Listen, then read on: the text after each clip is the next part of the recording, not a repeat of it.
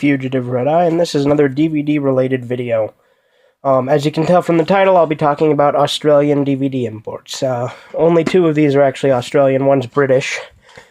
But Australia is one of the more common ones I'd buy imports from, just because they tend to get a lot of American shows released in Australia that don't even get released in America, even though they're American shows. It doesn't make any sense to me, but I think it has something to do with licensing or something. Like Malcolm in the Middle, they've only released the first season on DVD in the US, so I'm going to be getting that from either Regions 2 or 4, whichever one I either get first or whichever one's cheaper. This Wilfred set is now available in Region 1, but it wasn't at the time I bought it. This is the Australian version of Wilfred rather than the American version. I actually personally prefer the American version because I think it has a little bit of a deeper plot to it, and it's kind of a mindfuck. Has kind of a disappointing ending, but then again, so does this version. But it suits this version a little bit more to have a disappointing ending, because this wasn't a very serious series. And this here's Moral Orel. There was only the first volume was released here, but in Australia they got all 3 volumes, plus this set, which has all 3 in one, so I just got the one that comes with them all.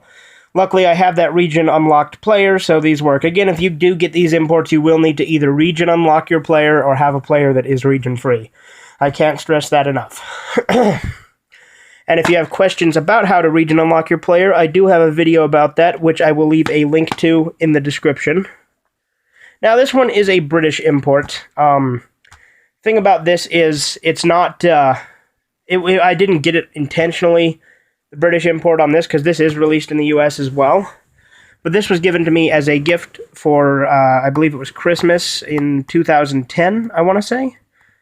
But the reason that I have the import is because they got me that on eBay, and they didn't realize it was the British version. But luckily, I have a region unlocked player, so that didn't affect me in the slightest.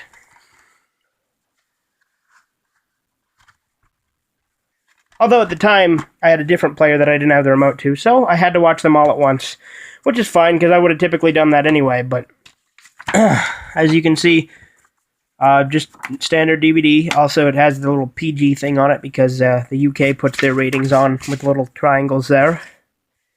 But yeah, this is the Region 2 version.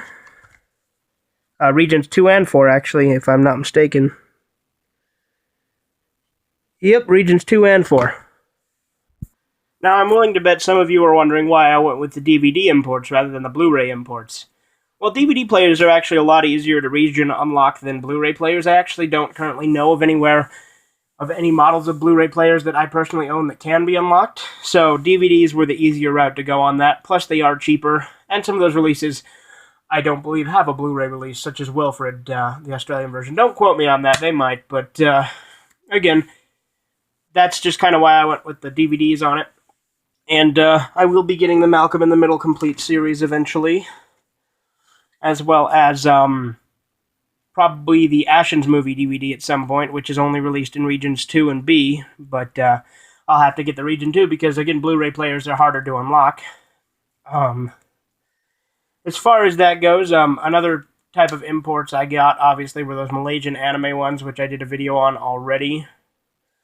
So, there's not much point showing them again. I can leave a link to that video as well.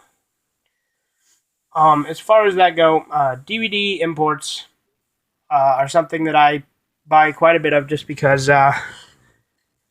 it's just what I do. Another thing, I do have some video game imports. I only have 2, but I might as well show them. They're from Japan, and they were only released in Japan, so I'll cut to that. I have shown both of them in previous videos, but why not?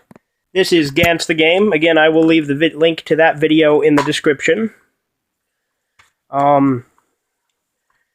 This, you need a Swap Magic disc to play on an American console, because it is a Japanese game. Or you need to have a jailbroken console, which is another story, but Swap Magic disc on a flip-top PS2 is your best bet at getting this, doing this more easily. I will eventually do a full video on how to do it, but the Gantz video does kind of explain it. And this here is the Happy Disc, which I showed in our Hayao Miyazaki unboxing video. This game has Ape Escape 2001, which was never released in the US, modified to have McDonald's themed level, as well as Parappa the Rapper 2 to have a McDonald's themed level as well. Again, these are just demos, and again, you will need a Swap Magic disc to play it on our American consoles, but was never released here, and it's kind of interesting to see that Japan had PS2 games in their Happy Meals, and we get bullshit. I mean, to be fair, with Burger King, we did get the Xbox and Xbox 360 Burger King games. The only games that I know of that actually work have two different versions built into one disc for each gen, which I thought was pretty unique. And they're not bad games either, especially for product placement. Other than that, this has been Fugitive Red Eye, and I hope you enjoyed the video. And of course, you have a spadoinkle day.